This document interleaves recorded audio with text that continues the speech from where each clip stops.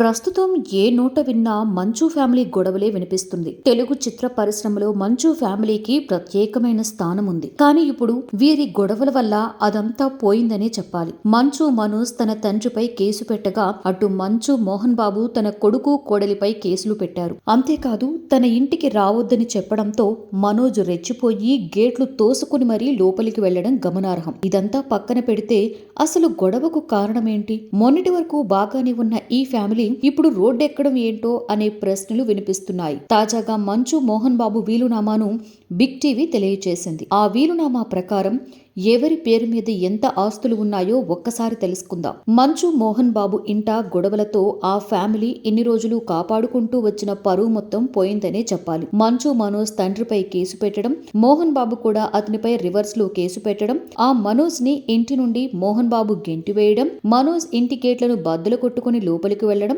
ఇవన్నీ కెమెరాలతో చిత్రీకరిస్తున్న మీడియాపై మోహన్ బాబు దాడి చేయడం, ఆ తరువాత ఆయన మనోజ్ గురించి సంచలన ఆడియోని రికార్డ్ చేసి మీడియాకు వదలడం, మనోజ్ దానిపై మీడియాతో స్పందిస్తూ సాయంత్రం ప్రెస్ మీట్ పెడతానని, ఆధారాలతో సహా నిజానిజాలు తెలిసేలా చేస్తానని చెప్పడం, ఆ తర్వాత ఆయన ప్రెస్ మీట్ ని రద్దు చేసుకోవడం, ఇలా ఎన్నో మలుపులతో ఈ వివాదం గత 3 రోజులుగా ట్రెండింగ్ లో ఉంది. ఇలాంటి సమయంలో మోహన్ బాబు తన పిల్లలకు రాసిన వీలునామా ఒకటి లీక్ అయింది. అందులో ఏముందంటే, మంచు లక్ష్మికి ఫిల్మ్ నగర్ లోని ఇంటిని రాసిచ్చాడు. దాంతో పాటుగా కొన్ని ఆస్తులు ఇచ్చినట్లుగా తెలుస్తోంది. అలాగే మంచు మనోజ్ కి హైదరాబాద్ శివార్లలో ఒక ఇంటిని రాసి ఇచ్చాడు. ఇక మంచు విష్ణుకి తిరుపతిలోని శ్రీ విద్యానికేతన్ విద్యా సంస్థలతో పాటుగా శ్రీ లక్ష్మీ ప్రసన్న పిక్చర్స్ తో పాటుగా ఆస్తులు కూడా ఇచ్చారు. ఇక ఇప్పుడు గొడవ జరుగుతున్న జల్లపల్లి ఫామ్ హౌస్ మోహన్ బాబు పేరు మీద ఉంది. అలాగే సొంత ఊరిలో ఇల్లు, వ్యవసాయ భూములు ఉన్నాయి. తిరుపతిలో భూములు, ఫ్లాట్లు ఉన్నాయి. ఇక హైదరాబాదులో పలు ప్రాంతాలలో ఇల్లులు ఉన్నాయని తెలుస్తోంది.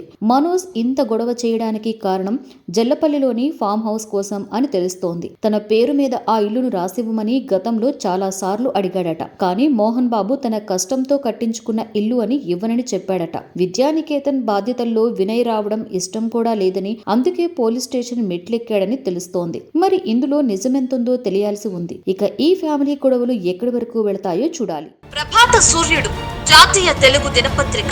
ప్రతి అక్షరం నిజం వైపు. నిజం దాగదు, వార్త ఆగదు.